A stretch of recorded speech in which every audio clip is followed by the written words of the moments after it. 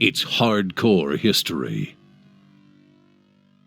If I asked you to get a piece of paper and something to write with, and to make a numerical list of all the things that you would be willing to die for,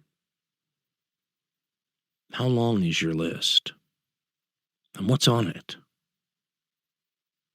I mean, this is kind of an exercise, and you run into these things elsewhere, I'm sure, a sort of a clarify your life and priorities exercise. Another one I've heard is go write your own obituary now. And you can see how that might help you get a sense of, oh, gee, this is what I'd like to be someday, and here's how far I am from that now, and sort of help you figure out how you're doing. The what would you be willing to die for question is a priority question. Helps you sort of figure out what are the most important things to me. And if you think about lists like that, I mean, I think we probably all have pretty similar things, at least at the top of the list, wouldn't we? I mean, wouldn't loved ones be on that list right near the top? I would be willing to die for my wife and children or parents. I have to believe that's pretty common in any era in history.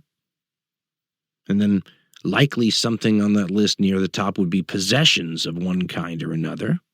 Land comes to mind right off the top of my head. This farm's been in my family for 3 generations. I would give my life for it. The number of conflicts that were land ownership based since time immemorial is uncountable, isn't it? Pretty common. Other kinds of possession you might think of as like money.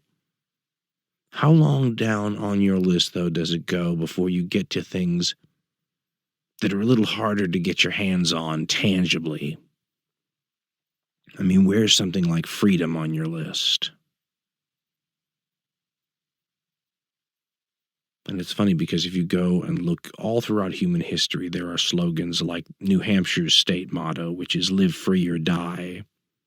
And you go and you look at like revolutionary France and all these other movements throughout history, and some form of give me liberty or give me death, live free or die is on the list. I mean, people willing to give their own lives based on the idea that an unfree life isn't worth living.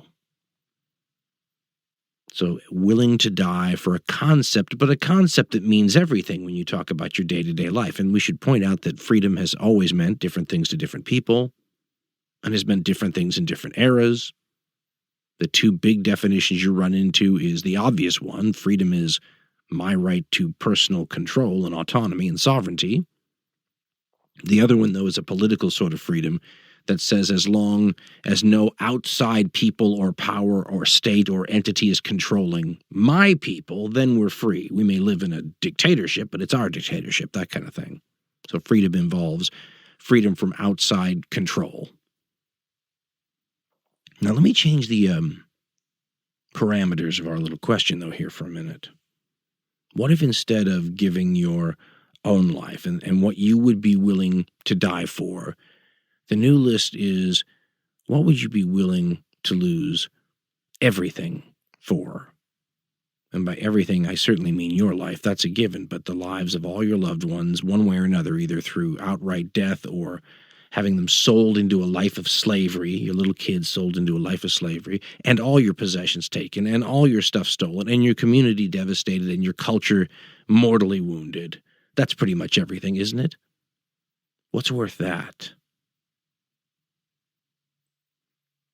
Some of the greatest human tragedies, both on a personal and on a society-wide level throughout history, have happened when some of the things on the list that you'd be willing to die for become the cost of preserving other things on your list that you'd be willing to die for.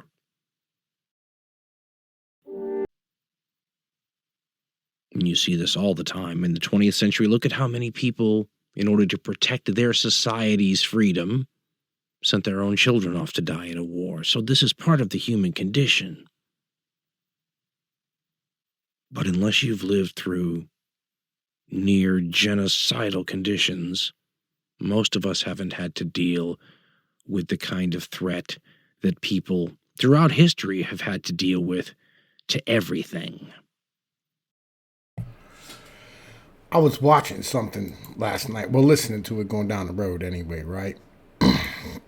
And it reminded me of this, right? This mentality of what would you be willing to risk everything for, right? And I think it's an important ideology to understand, right? Because what we trade for our security and technology and advancement in society, in our country, is everything, right? It's literally everything. And I don't think people really have an idea what we've become. And so I want to turn a mirror on ourselves, right? And I want individuals to look into themselves. And I want you guys to like stand here and ask this question, is any of this me? Am I contributing to more of this bullshit? And is there something more to life than your clothes and your house and your car? Is there something in your life you're willing to die for that's bigger than that? Is there a value you're willing to die for? I think it's important. I think it's important that we have that culture or that value that we're willing to die for. Like really have a hard line in the sand about it. I don't think we do anymore. So we're going to break this down, right? You know what I'm saying? It's about like 9 minutes. It's a robot voice, but it's not a bad one. So, you know what I mean? It's off of somebody else's channel. So let's check this out. On the infestation of small-souled bugmen, Hacker Noon. Adam Winfield. January 15, 2021. Narrated by Skeptical Waves. Not to be confused with the gigantic insect, the alienated man of Kafka's Metamorphosis, the small-souled bugman is very much a well-adjusted, fully integrated neuron in today's neoliberalist techno-corporate hive mind. A consequence of a perilously overpopulated, brutally capitalistic, shamelessly hedonistic, morally decaying society, the humble bugman has come to define an age of technological dystopia in which everyone has everything: their gadgets, their fast foods, their fashion accessories, but somehow everyone also has nothing: no community, no natural spirit, no substance of mind. He is a zombified consumer, an emasculated wage slave, a vessel emptied of meaning and refilled with plastic, pixels and silicone. How many of y'all listen to this? Is some of this or all of this describing you? I think you should take a look at yourself and take a look at your life and really think about if this is you. He is what a sterile corporate wasteland spews out. Millions of him, almost exact replicas who are relentlessly told they are unique by clever marketers, and who believe it. He is a personality defined by brands, a blue checkmark Twitter user. Bugmen are what we get when a culture is infantilized, watered down and stripped of the very intellectual, philosophical and honorable fiber that once made it great. Totally dependent on the compromised support of his nanny state and high-tech devices, the bugman has been reduced to the status of a domestic animal. A 200-pound child. And like a child, the bugman's shallowness keeps him malleable to the fleeting whims and fads of a degenerate, smartphone-addicted, dopamine-hooked society. He bases his identity on passing trends that to him appear profound, priding himself on being a step ahead of his peers, an early adopter, not realizing it's the marketer who's always a step ahead of him. He is the millennial test subject. The lab rat brand loyalty experts are paid $20,000 an hour to pigeonhole. First in line for the latest Apple iPhone, he actively supports the unchecked rise of AI and notions of planetary relocation. Yo, when I heard this going down the road today, I audibly fucking laughed, right? I was like, ha ha ha ha ha ha, yo, because I'm right again. All you motherfuckers who would rather run to another planet than fight to fix what's rightfully yours, you're bugmen. If you think that we should be a multi-planet species, you're a bugman. It's important to understand this. Things didn't always look so bleak for the Bugman. He grew up in fortunate circumstances. Middle-class parents who raised him well, sent him to a good college.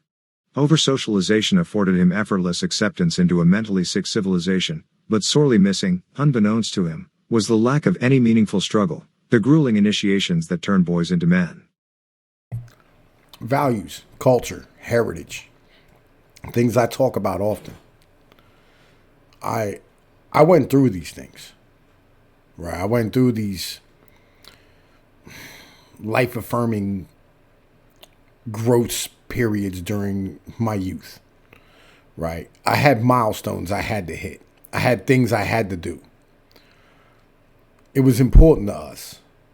It was important to the neighborhood. It was important to your family. It was important to who you were. It was important to your name. Like, yo, you had to have these experiences for self-respect. And I know that, like, you've all stood here and been told by these marketers and, you know what I'm saying, Disney and the movies, you know, where they stand here and they try to vilify small towns and, you know, backwards thinking and things of this nature. But the truth is that that's what makes us human. That's what makes you a person in the end of the day. Having a culture, having a community ties to something more than yourself. Ties to more than individuals on the internet. It's important that you have this. All these people out here telling you that you should be, you know, like, you should stand here and you should be self-affirmed, right? And you should, you know, build yourself up and all these type of things. For what? What's the reason? What's the end result? So you can die and not have any bills? We can't even get married anymore in this country. We can't even have families. It's been stolen from us. Our culture, our heritage, our very human basic being, our souls have been stolen from us. A Holocaust has been committed upon us. All of us. I think that like, yo, we should recognize this.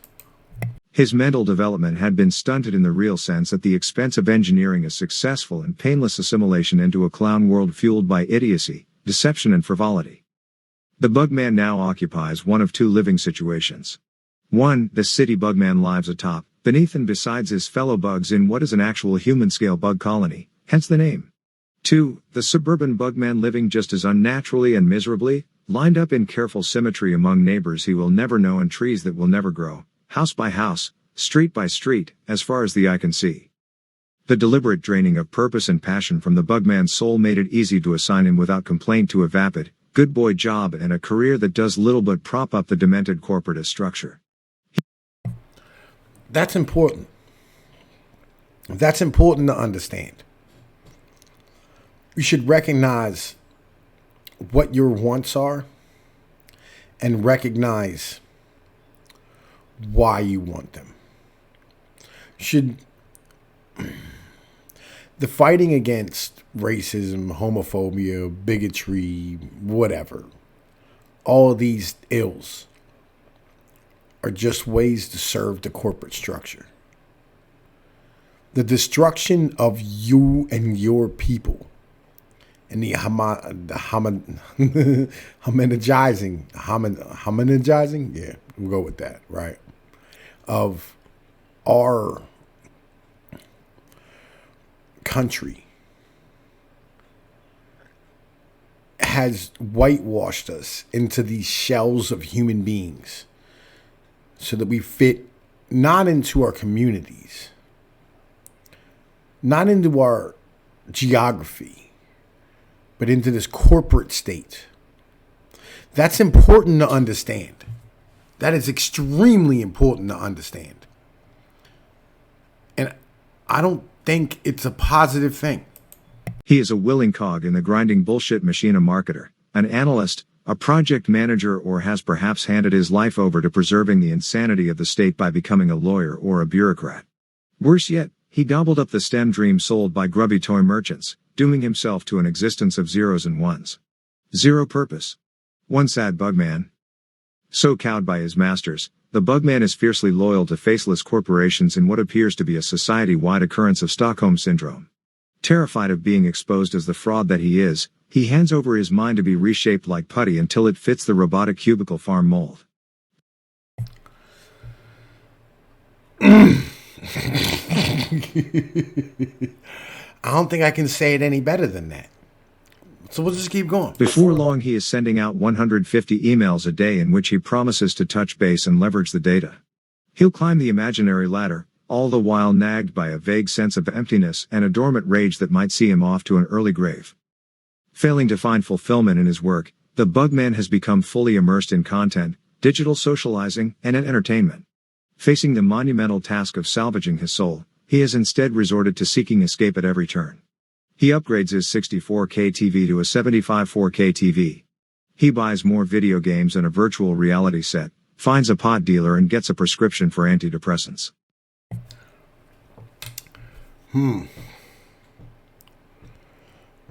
I feel like I'm the only sober person in the entire world a lot of times.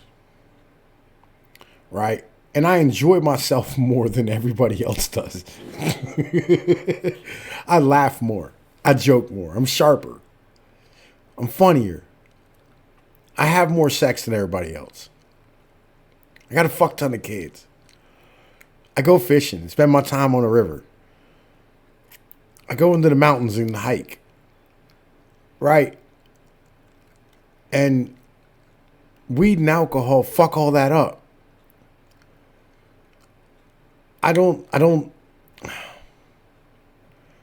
think we all need to understand these things.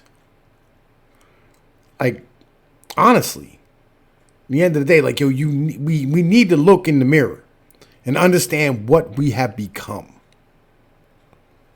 It's of the utter importance. An avid Netflix binger, cinema goer and Spotify subscriber, he echoes pretentious magazine reviews by referring to mediocre works of popular culture as urgent and life-affirming.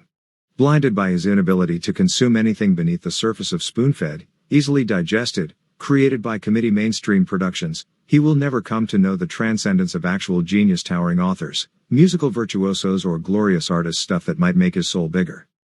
The bugman's diet is in equal parts nutritionally inadequate and inexplicably expensive. He has made eating an unnecessarily complicated act by falling for the mutually marketed falsehoods that food can be improved with technology. See health food snacks sold in recycled cardboard, and that preparing food properly is a waste of time and effort. Let's keep it 100 here. How many of y'all is he talking about? How many of y'all eat this processed dog shit garbage? Let's keep it real. Keep it real with yourself. Look at yourself in the mirror.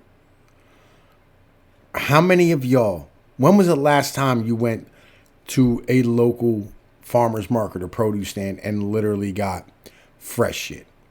When was the last time, or have you ever gone to a local butcher? Because, they all exist around you. Like, these hipsters have been popping them up everywhere. Right? So, like, the butchers are regrowing. Right? How many of you have frequented these places? How many of you are supporting local food? How many of you are eating things that are grown in your area? How many of you have a garden? Keep it 100 with yourself. These are the parts of life that are really important. What is your culture and heritage? What is it of anybody? Like, what's the first thing you think of when you think of, Chinese people? Think of Chinese food, Vietnamese food, Indian food, Italian food. You ever think of German food? How about Swedish food? British food? No. No one thinks of any of this. Because it's all been stripped away. right? Your culture is gone. Your heritage is gone. The parts of life that are enjoyable as people are gone. As an animal, it's gone. It's been stolen and replaced with corporate fucking logos. Thus, everything he buys comes in packaging, produced in a lab, deviously salt or sugar laden. Physical exercise is not part of his life, so the result is an atrophied muscular structure, formations of fatty tissue insulating his vital organs, and pale, flaky skin. The Bugman is intensely focused on making his life more efficient. If he outsources every chore and forgoes starting a family, he will have more time to consume and more time to whittle away on his pointless job and fashionable hobbies. Keep it real. Keep it real. Why are you waiting to start a family? Why? I want to be settled in my life. I want to be stable. For what? For what reason? Why? So that you can have your kid be a better consumer? Keep it real here, man. You want to start something new? You want shit to change? You have to be the change. And I know I don't affect a lot of people, right? But we're going to try and reach a little bit. He has his groceries delivered and asks Alexa to update him on the day's news. Gamification via $3.99 apps has taken over virtually every aspect of his life. This, to the Bugman, is progress. When it comes to sports, Bugman can be neatly divided into two distinct groupings. Sports is either not part of his life, the nerd bug, or it is one of his defining characteristics, the jock bug. The latter, once a promising athlete, now watches on beer and betting slip in hand as blaring, sanitized sports is beamed into his retinas, relieving his brain of any signs of life that might have otherwise surfaced. Jock bugs have been known to spend as many as 30 hours a week consuming sports, and even more reading/talking about it. Social media is the... Now look, let's keep it 100. I like sports. I like football. Yeah, that's about it. I like football, right? But I don't spend any time on it. You know, look, it is what it is, right? It's mostly just to be able so I can talk to other adult males about football, right? Because there's nothing left in our culture. There's nothing left for us to communicate about in polite society. Usually you would talk about, the community and projects going on around, or, what's going on with the crops. You know what I'm saying? That would be like what used to be discussed. Politics. But we can't have these conversations anymore. Or else we may discover where we are. And may discover how lost we are. We may get together and rise up against the system. So we learn football. We learn sports. And I'll be honest with you. The vast majority of you, right, on the internet, are anti-sports people because you were fucking nerds. And you have you fucking just ate that shit up with a spoon off the TV, that whole mentality of jocks were terrible people, and there was preps and fucking art people, and then, there was fucking the goth kids, and I don't even know what that is. I've never even seen any of this shit. Right? Because the motherfuckers who played sports in my school were no different than anybody the fuck else, because nobody had any idea they even played fucking sports. At least I didn't, right? Because, I don't know, I was busy getting high and selling drugs. It is what it is. Let's keep rocking. The Bugman's public square. This is where he debates, makes jokes, and flaunts his status and moral virtue to the hive. This is where he seeks respite from the alienation of modern life, but never quite seems to find it. He flicks through his Twitter feed aimlessly, chuckles along to Jimmy Kimmel clips on YouTube, and smugly describes himself as socially liberal and fiscally conservative in New York Times comments sections. The Bugman's severe paucity of skepticism has led him down a mainstream media-saturated path of tech adulation, social justice fallacies, and progress at all cost morality. The dearth of historical, rational and spiritual context in his mind leaves only the possibility of suffering in the panicked bustle of the present day, antenna twitching in response to the prevailing bad news. The Bugman cares little that the world has been irrevocably corrupted and damaged by Machiavellian technologists and shady bureaucrats. If he is not in fact one of them, he wholebuggedly buys into their UN-endorsed missions to bring about world peace, to end poverty, and other such feel-good nonsense. He is oblivious to the toxic impact of the corporations and globalist think tanks that exist purely to feed his consumerist impulses and create the economic artifice that sustains such behavior. 100%. 100%. In the end of the day, that's 100% true. Just saying. The vast majority of what you think has been fed to you so that you keep being a good fucking corporate goddamn consumer. He's the archetypal useful idiot, keeping everything he thinks he stands against in perfect working order. He conceals his intellectual cowardice amid ideological rhetoric and Orwellian newspeak. Cogent debate and the search for truth are challenges to his dominance of public discourse, so the Bugman must become masterful at distorting arguments in a desperate attempt to portray himself as the well-reasoned and righteous party. Beware of his powerful toolkit, including but not limited to virtue signaling, cries of hate speech, straw man arguments, and ad hominem attacks. This all sprouts from his fear of countering the correct views of the day. If he simply parrots mainstream commentary, he can be sure of being on the right side of history. Despite all the inhumanity and misery of a Bugman's life laid before you, be assured it is no mean feat to come across one in person who reveals his trauma. He will present himself invariably as polite, gentle, happy and nice. He is remarkably non-confrontational, avoiding controversy at virtually any cost. PC culture has him shaken, terrified of being ostracized for wrongthink. This is the Bugman's tough outer shell, and it will never be penetrated. Underneath this shell lies his small soul, searching fruitlessly for subsistence. While he may carry himself with an air of intellectual and moral superiority, the Bugman has stopped asking the big questions. He can distantly recall the sense of awe he felt as a child, those times looking up at the stars and the moon, those times reflecting on his ancestry, where he came from, the history and traditions of mankind and the wild beauty of Earth. Now his mind is so distracted by pixelated inanity, trash culture and his ridiculous job that he cannot, for the love of God, simply sit and think. He can no longer be at peace or derive joy from nature and blissful simplicity. He feels frustration over his powerlessness to bring an end to the mysterious forces chipping away at his soul day by day, but does nothing about it. And so he remains, indefinitely and emphatically, a small-souled Bugman. Read my free novella Under Toronto, set in a dystopian 2080 where Bugmanism reigns supreme. Twitter, @AdamWinfield. Blog, Palimpsest.